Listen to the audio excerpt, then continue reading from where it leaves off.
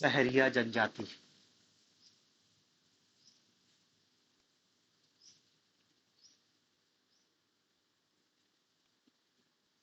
सहरिया जनजाति।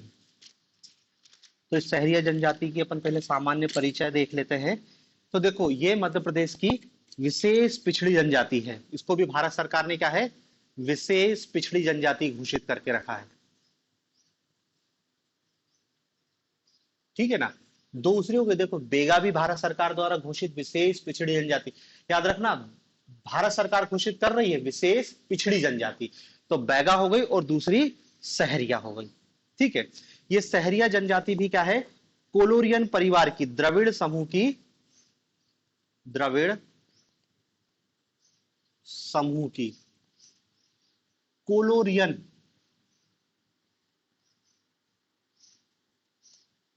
कोलोरियन परिवार से रिलेटेड है।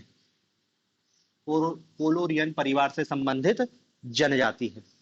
जनसंख्या की दृष्टि से मध्य प्रदेश की पांचवी, फिफ्थ जनजाति है। मध्य प्रदेश की पांचवी सबसे बड़ी जनजाति है सहरिया। ठीक है। तो ये सहरिया की सामान्य परिचय इतनी बात है। सहरिया पिछड़ी जनजाति है, द्रविड़ समूह की जनजाति है। ठीक है। अब थोड़ा सा इनकी उत्पत्ति, इसका शाब्दिक अर्थ कि सहरिया शब्द कैसे आया, क्या कहानी है इसकी। तो उत्पत्ति और शाब्दिक अर्थ को देखें तो देखो, जो सहरिया शब्द है, ये सहरिया शब्द सह धन हरिया दो शब्दों से मिलकर बना है। यहां स का अर्थ होता है साथी और हरिया का अर्थ होता है शेर। तो सहरिया का शाब्दिक अर्थ क्या हुआ, जो शेर का साथी है। तो अपने आप को ये एक टाइप से शेर का साथी कह रहे हैं। सहरिया का शाब्दिक अर्थ क्या है, शहर का साथी। फारसी भाषा में इसका थोड़ा सा अर्क है। फारसी भाषा में एक शब्द होता है सहरा। फारसी भाषा का शब्द है सहरा। तो ऐसा माना जाता है कि सहरिया शब्द फारसी भाषा के सहरा से बना है। यहां सहरा का अर्थ होता है जंगल। सहरा का अर्थ होता क्या है, जंगल। और सहरिया का अर्थ क्या हो गया, जंगल में निवास करने। तो सहरिया मतलब क्या है, जंगल में निवास करने वाले लोगों को हम कहते हैं सहरिया। दो अर्थ हो गए, एक तो शेर वाला हो गया और एक फारसी भाषा हो गया। ठीक है। अब ये तो शाब्दिक अर्थ है। उत्पत्ति की जो कहानी है, बहुत सारी कहानियां प्रचलित हैं। क्योंकि देखो, उत्पत्ति की कोई विशेष साइंटिफिक थ्योरी तो है नहीं। अलग अलग जनजाति में अलग अलग कथाएं प्रचलित होती हैं। जैसे एक लोक कथा है कि सहरिया और भील, ये दो बहन थी, दोनों सगी बहनों। मतलब ये सहरिया और भील, ये सगी बहनों की संतान है। जो बड़ी भी है, ये बड़ी बहन की संतान है, बड़ी बहन की। और सहरिया छोटी बहन की संतान है, छोटी बहन की संतान है। तो जो छोटी बहन से उत्पन्न हुई वो सहरिया कहलाती है, और जो बड़ी बहन से उत्पन्न हुई वो भील कहलाती है। देखो, बैगा और गोंड अपने आप को आपस में कनेक्टेड कहते हैं। देखा ना, दोनों जनजाति पढ़ा, दोनों अपने आप को कहीं ना कहीं एक दूसरे से जोड़ रहे हैं। वहां पे भी देखा था कि बैगा अपनी उत्पत्ति में बताते हैं कि बैगा नागिन थी, उससे एक गोंड की उत्पत्ति हुई और बैगा की उत्पत्ति हुई। तो वो अपने आप को जोड़ रहे हैं। तो यहाँ पे भी देखो, सहरिया जनजाति अपने आप को क्या भील से एसोसिएट कर रही है कि हम और भील भाई बहन टाइप के हैं।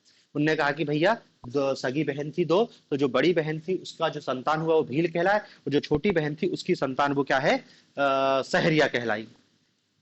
ठीक है ना। इसीलिए ये भीलों को अपना सहोदर कहते हैं। बैगा जनजाति गोंडों का अपना सहोदर कह रही है, सहरिया जनजाति भीलों को अपना सहोदर कहती है। मतलब ये भीलों को अपना बड़ा भाई मान रहे हैं, बड़ा भाई मानते हैं। ठीक है। एक कहानी ये है। देखो, सारी बात पता होनी चाहिए। दूसरी ये है कि ये अपने आप को वाल्मीकि की संतान भी मानते हैं, वाल्मीकि की संतान।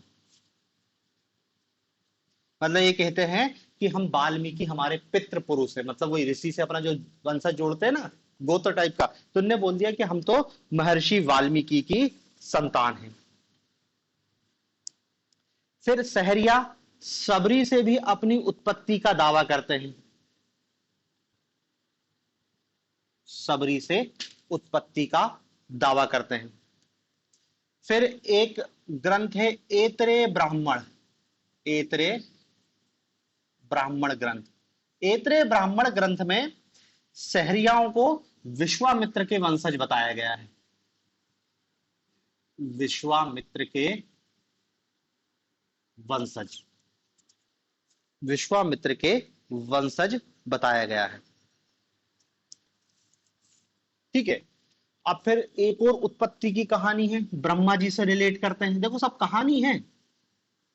ब्रह्मा मतलब वो ऐसी कहानी कहते हैं कि सबसे पहले ब्रह्मा जी जब मनुष्य की रचना कर रहे थे तो सबसे पहले उनने सहरिया जनजाति के एक व्यक्ति की रचना की, फिर अलग अलग जाति के लोगों की उत्पत्ति रचना करी उनने।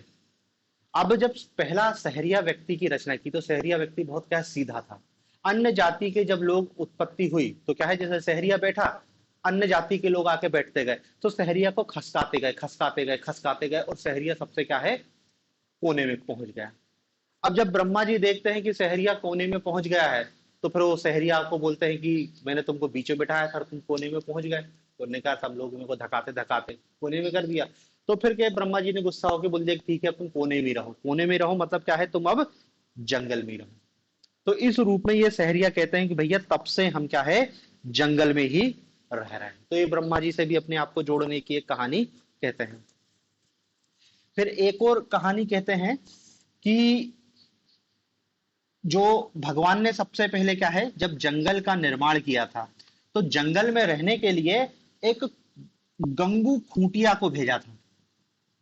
गंगू खूंटिया, खूंटिया उनका पटेल होता है, गंगू खूंटिया का होता। और ये गंगू खूंटिया के वंशज ही फिर धीरे धीरे क्या है, सहरिया के रूप में निवास करते हैं। ठीक है। तो ये सब कहानी है, वो तो अब सुनने के लिए कि कभी मान लो पेपर में पूछ लिया, वैसे तो पूछेगा नहीं, लेकिन फिर भी उत्पत्ति की इतनी अलग अलग कहानियां हमको देखने को मिलती हैं। ठीक है। फिर इस सहरिया जनजाति के संदर्भ में एक दो बात और याद रख लेना।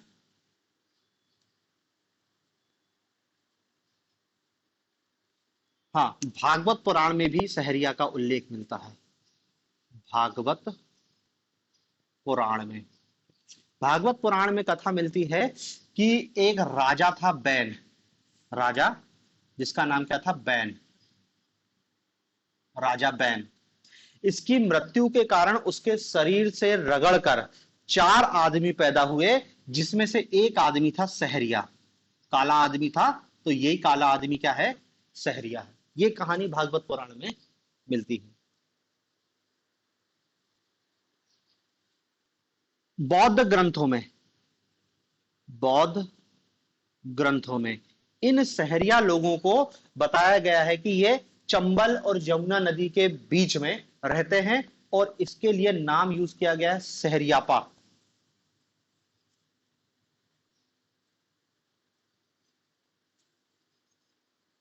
चंबल और यमुना नदी के बीच में है, सहरियापा शब्द उपयोग में किया गया है।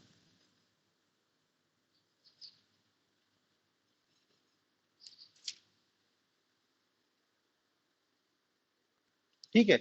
बाकी इतिहासकार प्लिनी और इतिहासकार टॉलमी दोनों ने सहरिया जनजाति के लिए शब्द उपयोग किया है।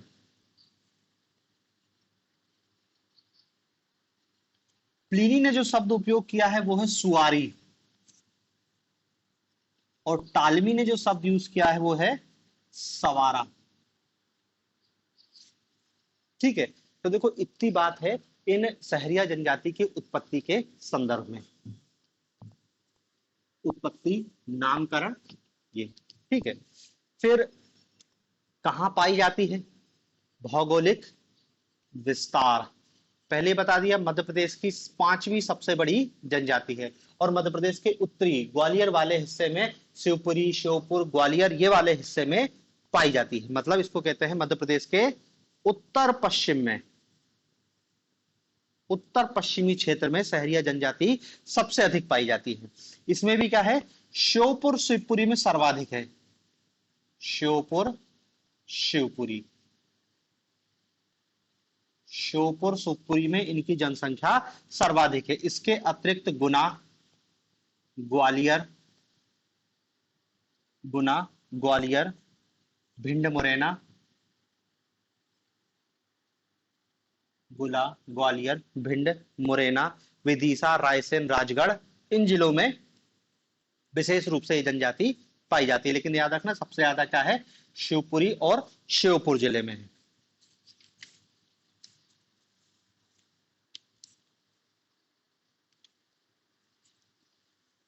ये भौगोलिक विस्तार हो गया। फिर देखते हैं इनकी गोत्र।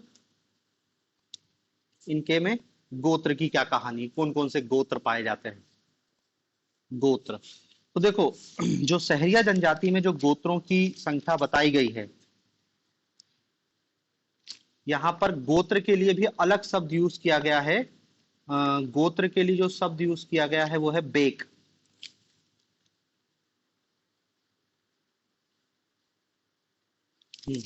गोत्र के लिए बेक शब्द यूज किया गया है। और ये गोत्रों के आधार पर या उत्पत्ति के आधार पर तीन गोत्र इसमें बताए गए हैं। एक है सबर, दूसरा है सवर और तीसरा है सौर। ये किस आधार पे है, उत्पत्ति के आधार पर। उत्पत्ति के आधार पर तीन टाइप के गोत्रों की चर्चा की गई है। ठीक है, उत्पत्ति के आधार पे। फिर फिर गोत्रों के आधार पर तीन टाइप के और डिवीजन बताए गए हैं। पहला है लड़िया, लड़िया। दूसरा है उड़िया और तीसरा है काला पीठी, काली पीठ या काला पीठिया, काला पीठिया या काली पीठ, काला पीठिया या काली पीठ। ठीक है, ये उड़िया सबसे निचला वर्ग है और काला पीठिया उड़ीसा के मंदिरों में जो जगन्नाथपुरी का रथ खींचते हैं वो काला पीठिया लोग होते हैं। ठीक है ना। तो देखो यही इतने हैं, बाकी तो और बहुत सारे गोत्र होते हैं, अपन को कोई मतलब नहीं। दो याद रखना, सबर, सवर, सौर। यही इनकी उपजाति में भी पूछे तो ये भी यही है और गोत्रों में भी पूछे तो यही है, अलग से और कुछ नहीं है इसमें।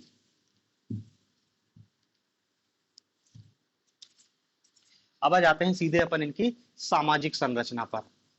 सामाजिक जीवन, सोशल लाइफ कैसी है सहरियाओं की।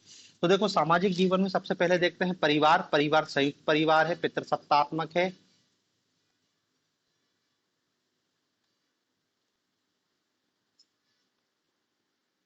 पितृसत्तात्मक संयुक्त परिवार पाए जाते हैं। परिवार ही पिता का मुखिया होता है, वही सामान्य सी बात है और उसमें कुछ है नहीं परिवार के संदर्भ में।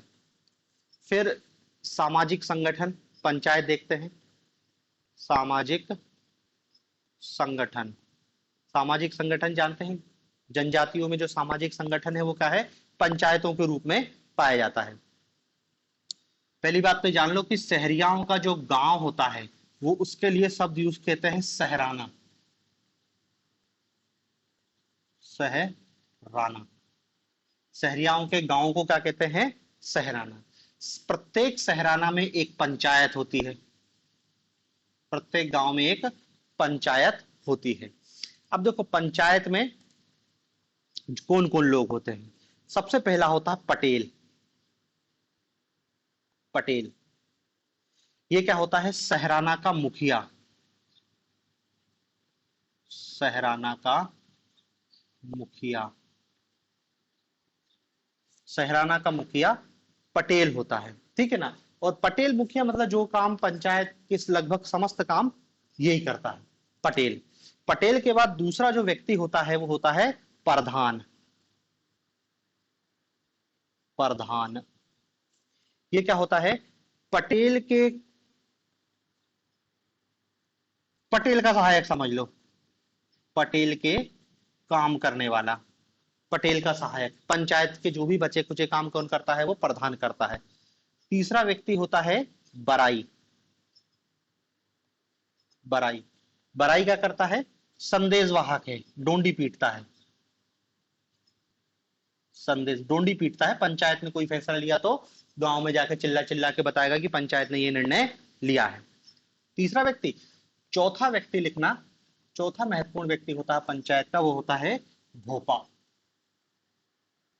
भोपा, और भोपा क्या करता है? भोपा झाड़, वो तंत्र मंत्र, जादू टोना, तंत्र मंत्र करने वाले व्यक्ति को भोपा कहते हैं। पांचवा व्यक्ति होता है जो पंचायत से जुड़ा रहता है, वो है गुनिया। गुनिया, या एक और शब्द यूज करते हैं इसके लिए, हथनरिया। हथनरिया, ये क्या करता है? इलाज, डॉक्टर है ये, वैद्य, जड़ी बूटियों और सारी चीजों की जानकारी, वैद्य है ये, सारी चीजों को करता है। ठीक है, तो ये 5 व्यक्ति हैं जिन्होंने पंचायत को चलाते हैं ये। ठीक है, फिर सामाजिक संगठन में इतना ही है। फिर देख लेते हैं, परिवार हो गया, सामाजिक संगठन हो गया, फिर देख लेते हैं इनके गांव या आवास को क्या कहते हैं। सहराना जो है वो क्या है? सहराना के बारे में, गांव को क्या कहते हैं? सहराना। जहां शहरिया लोग रहते हैं उनके गांव का नाम है सहराना। ठीक है, और शहरियाओं का जो मकान है वो अंग्रेजी के उल्टे यू के जैसा होता है। जैसे क्या है? ये होता है यू, तो इसके अपोजिट, इस रूप का, ये उल्टे, अंग्रेजी के उल्टे यू के जैसे इनके मकान होते हैं।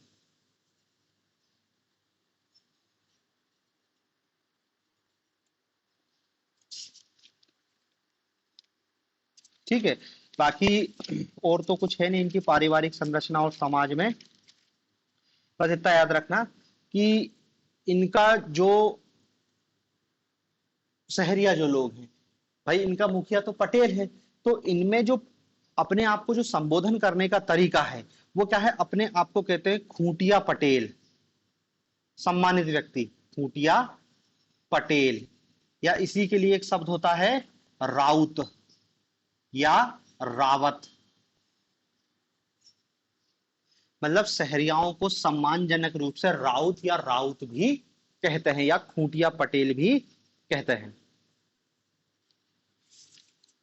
फिर इनके वस्त्र आभूषण में भी कोई विशेष चीज है नहीं। ठीक है, अब सीधे जाते हैं पर इनकी सांस्कृतिक परंपराओं पर। जन्म, मृत्यु, विवाह, सांस्कृतिक परंपरा। पहले देखते हैं जन्म से संबंधित कौन कौन से संस्कार इनमें होते हैं। पहली बात तो शहरिया जनजाति में लड़की के जन्म को अत्यंत शुभ माना जाता है।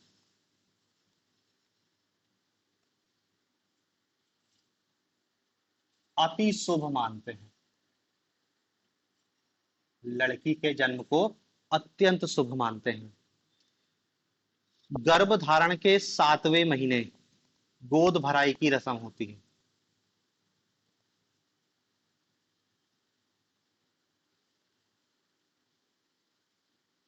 गोद भराई के 7वें महीने, वो गर्भ धारण के 7वें महीने गोद भराई की रस्म होती है।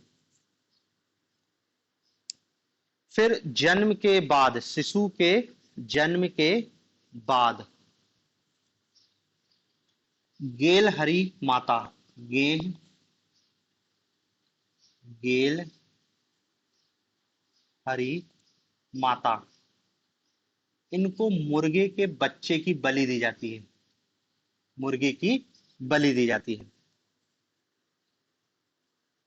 फिर जब बच्चे का नामकरण होता है, नामकरण के लिए महिलाएं घुंजरी बांटती हैं। उनकी मिठाई टाइप की है घुंजरी,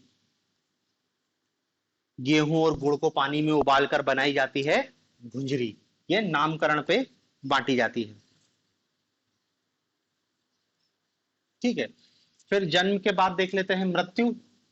तो मृत्यु में जलाने और गड़ाने दोनों की परंपरा है। मृत्यु के बाद जलाने और गड़ाने दोनों की मान्यता है यहाँ पर। बस इसमें याद रखना कि मृत्यु के तीसरे दिन एक रस्म होती है, इसको कहते हैं छास माटी। कब होती है? मृत्यु के तीसरे दिन। मृत्यु के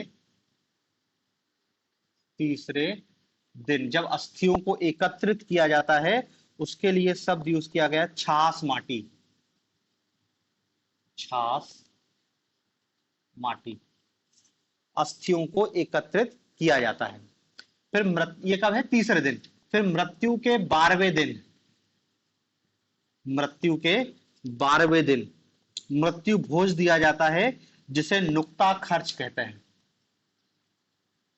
नुक्ता खर्च। मृत्यु के कौन से दिन?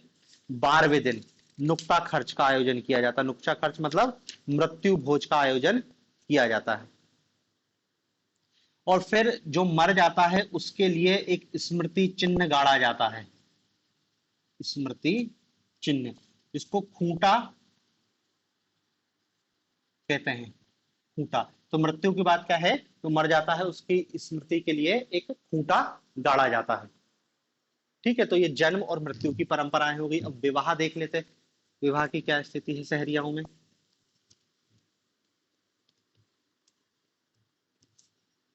विवाह,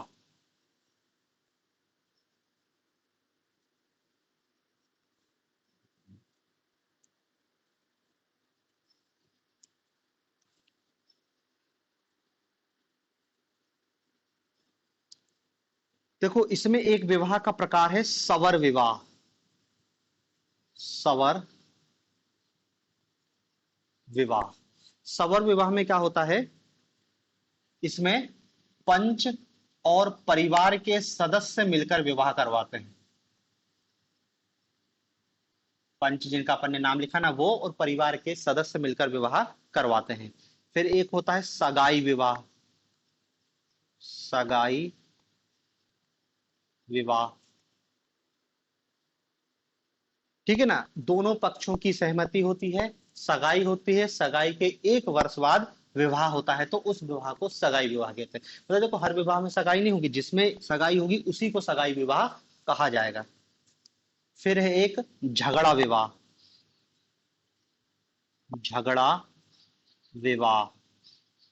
झगड़ा विवाह में क्या होता है कि जब कोई विवाहित स्त्री भागकर किसी दूसरे पुरुष के साथ शादी कर लेती है, तो जो दूसरा पुरुष है उस स्त्री के पहले पुरुष को पैसा देता है। जो पैसा देता है उसी को कहते हैं झगड़ा। तो उनमें उसको शब्द यूज किया जाता है कि जो लड़की का दूसरा पति होगा वो उसके पहले पति को झगड़ा देगा। क्योंकि देखो इनके में वधु मूल्य की प्रथा होती है, तो उन्होंने कहा भैया हमने इतना पैसा दिया था जब हमने इससे शादी करी थी, अब तुमने इससे शादी कर ली तो उतना पैसा हमको वापस दो, इस टाइप का कुछ है। तो वही कहलाता है झगड़ा विवाह। विवाहित स्त्री से यदि विवाह करना है तो पहले पति को तुमको झगड़ा देना पड़ेगा।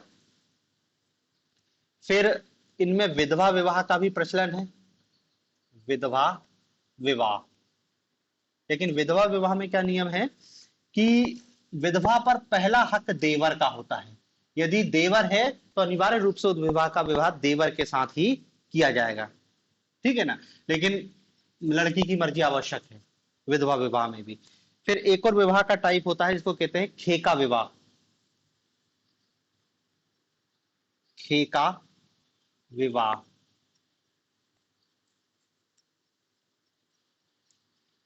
ठीक है, इसमें क्या होता है कि कोई विधवा स्त्री किसी अविवाहित पुरुष से विवाह करती है। अविवाहित पुरुष से विवाह करती है तो उस विवाह को खेका विवाह कहते हैं। और इस खेका विवाह में जो विधवा है उसके आंगन में एक खेका गाड़ दिया जाता, खंभ। खंभ मतलब खेका, तो उसी के नाम से हो गया। उसके आंगन में खंभ गाड़ दिया, खंभ या खेका, तो उसी के नाम से हो गया खेका विवाह। फिर एक और होता है झारा फेरा। झार फेरा विवाह। झार फेरा विवाह।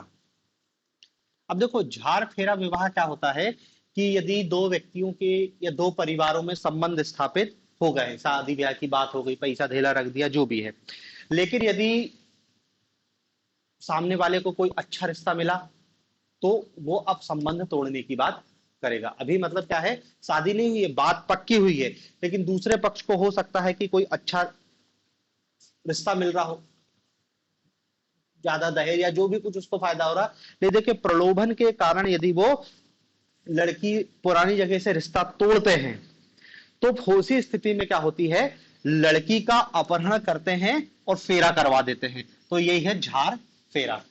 ठीक है ना भाई, जैसे आदि वधु मूल्य की प्रथा है, तो बात हुई है तो उन्होंने कहा हम इतना वधु मूल्य देंगे, बात पक्की हो गई।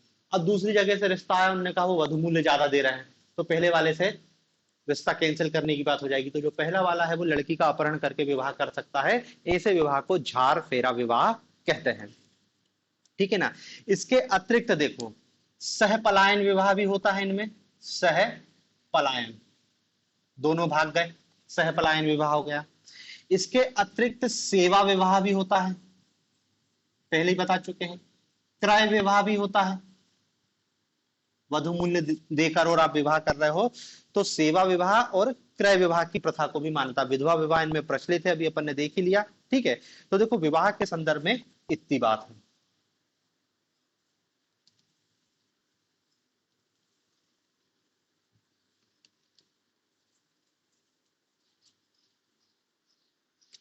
फिर देख लेते हैं इनके नृत्य, नृत्य गान। नृत्य में केवल नाम नाम है, लहंगी, लहंगी नृत्य होता है। दूसरा होता है रागिनी,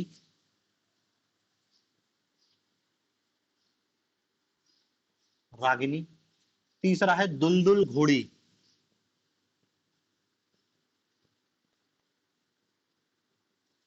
दुलदुल घोड़ी। और तेजाजी नृत्य, तेजाजी नृत्य। ठीक है, इनमें फिर लोकगीत की भी परंपरा है, लोकगीत। तो लोकगीत में प्रमुख लोकगीत है लांगुरिया,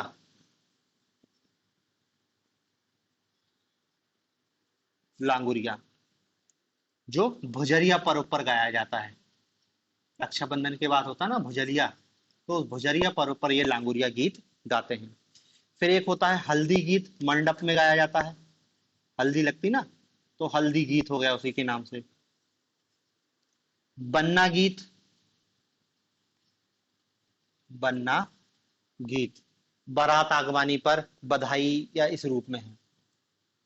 और एक और लोकगीत है जानकी ब्याह, जानकी को ब्याव। ठीक है, और एक और लिख लेना गोठ लीला, गोठ लीला। ठीक है, तो देखो इतनी इनकी, इनमें हमको लोकगीत दिखाई देते हैं। देखो नृत्य हो गया, लोकगीत हो गया। अब इन नृत्य और लोकगीत के अतिरिक्त सहरियाओं की एक और स्पेशल विशेषता है, ये यूनिक विशेषता जो किसी जनजाति में नहीं पाई जाती है। सहरिया जनजाति में क्या है, परंपरागत लोकगीत, परंपरागत लोकगीत। देखो ये स्पेशलिटी है जो किसी जनजाति में हमको दिखाई नहीं देगी। कथाएं, पहेलियां, परंपरागत लोकगीत, कथाएं, पहेलियां, कहावतें, कहावतें, इसका अत्यधिक प्रचलन है। परंपरागत लोकगीत, कथाओं कथाओं को गाना, पहेलियां, कहावत, इनका विशेष महत्व है। अब देखो इसमें कुछ इनकी परंपरागत जो बहुत फेमस, जिसको लोकगीत कथाएं कह लो, पहेलियां, कहावत, एक होती है गोठ लीला, गोठ लीला। दूसरा है राम जन्म, राम मतलब राम जन्म की कथा को गाते हैं, राम जन्म। जानकी विवाह, जानकी विवाह। पांडव कथा, पांडव कथा। लंगुरिया फाग, लंगुरिया फाग।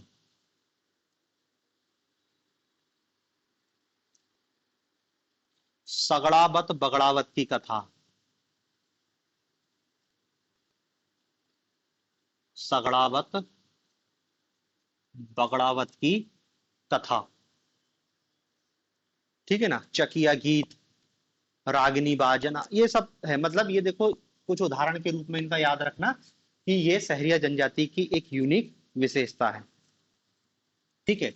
फिर देखो कहावत, कहावत के लिए सहरिया जनजाति में एक शब्द है जिसको कहते हैं केवत या केनात। केवत या केनात, इसका मतलब क्या होता है? कहावतों। ठीक है। और पहेलियां, पहेलियां बूझने वाली जनजाति है सहरिया। मतलब बहुत लोग पहेलियां प्रचलित है, इनके लोक संस्कृति का हिस्सा है। ठीक है। तो ये नृत्य गीत संगीत और इतनी बात हो गई इनकी संस्कृति के संदर्भ में। फिर देख लेते हैं इनका धार्मिक जीवन और आर्थिक जीवन। पहले देखते हैं धार्मिक, धार्मिक जीवन। तो देखो सहरिया जनजाति स्वयं को हिंदू मानती है और लगभग हिंदुओं के सारे त्योहारों को मनाती है। वैसे तो सभी जनजातियों को हिंदू में ही शामिल किया जाता है, लेकिन ये हिंदू धर्म के बहुत नजदीक है। सीता इनकी आराध्य देवी है, आराध्य देवी। सीता इनकी आराध्य देवी। बाकी तो देखो वही सारी बात है। क्या है? प्रकृति पूजक हैं, बहुदेववादी हैं, आत्मावादी हैं। ये तो सभी जनजातियां इसी टाइप की हैं। मंत्र तंत्र सभी पर विश्वास करते हैं, जादू टोना सारी चीजें हैं। ठीक है। तो धार्मिक जीवन में केवल इतना ही याद रखना है। हम इनके देवताओं के नाम देख लेते हैं। धार्मिक जीवन में यही महत्वपूर्ण है। सबसे पहला है ठाकुर देव। ठाकुर देव, ठाकुर देव काय के देवता हैं? बच्चों और बूढ़ों की रक्षा करते हैं ये। बच्चों एवं बूढ़ों की रक्षा का काम करते हैं ठाकुर देव। ठीक है। ये ठाकुर देव ही सहरियाओं के ग्राम देवता हैं, ग्राम देवता।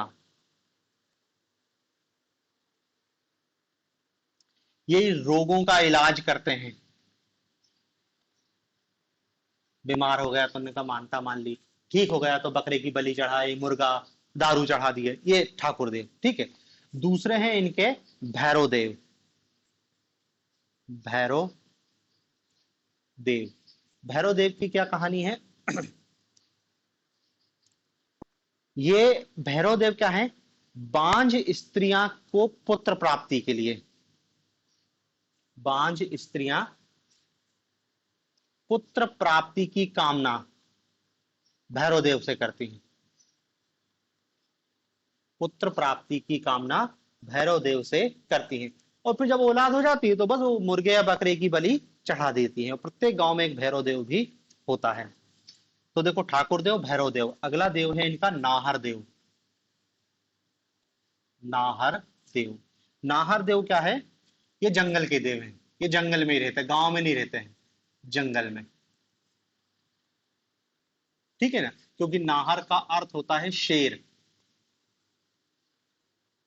ठीक है। तो पालतू पशुओं से अब रक्षा करने के लिए इनको जंगल में ही रखते हैं, नाहर देव को। फिर एक और है परीत देव। क्या नाम है? परीत, परीत देव। परीत देव क्या है?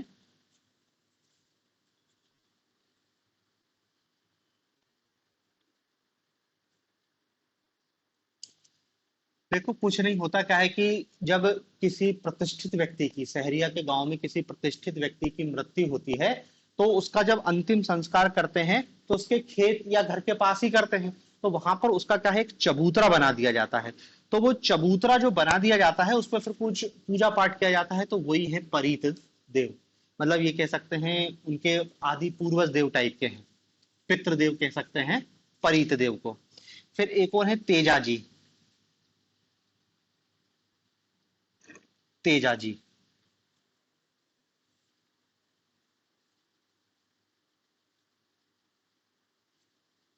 देखो ये तेजाजी के प्रमुख लोकल देवता टाइप के हैं। इनके चबूतरे बने हैं गांव गांव में, शहरियाओं के गांव गांव में चबूतरे बने हैं। इनके नाम से बहुत बड़ा मेला लगता है, और वो बहुत बड़ा मेला तो मध्य प्रदेश के प्रमुख मेलों में है तेजाजी का मेला। इसके अतिरिक्त भादों में बहुत सारे मेले लगते हैं तेजाजी के नाम से। भादो मास में तेजाजी के नाम से बहुत सारे मेले लगते हैं। ठीक है, तो देखो इतने इनके देवता और उनके नाम और उनका रोल। फिर आते हैं शहरियाओं के आर्थिक जीवन पर। आर्थिक जीवन में बहुत गरीब जनजाति है, वैसे ही बताया पहले कि विशिष्ट पिछड़ी जनजातियों के अंतर्गत इनको शामिल करते हैं। ठीक है, फिर आप जानते हो कि आर्थिक जीवन में अपन देखते हैं कि कृषि है, व्यवसाय है, मजदूरी है, यही सब क्या है जनजातियों की आर्थिक जीवन का प्रमुख हिस्सा है। लेकिन देखो शहरियाओं का सबसे मेन मुख्य पैसा है जड़ी बूटियां इकट्ठा करना और उनको बेचना। जड़ी बूटी इकट्ठा करना और उनको बेचना।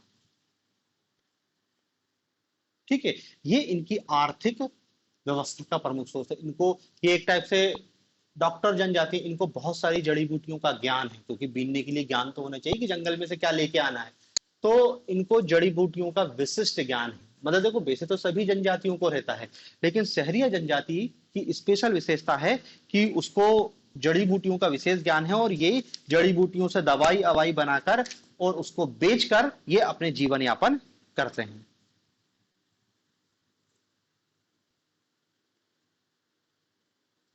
ठीक है, तो देखो इतनी बात शहरियाओं के संदर्भ में, और तो कुछ है नहीं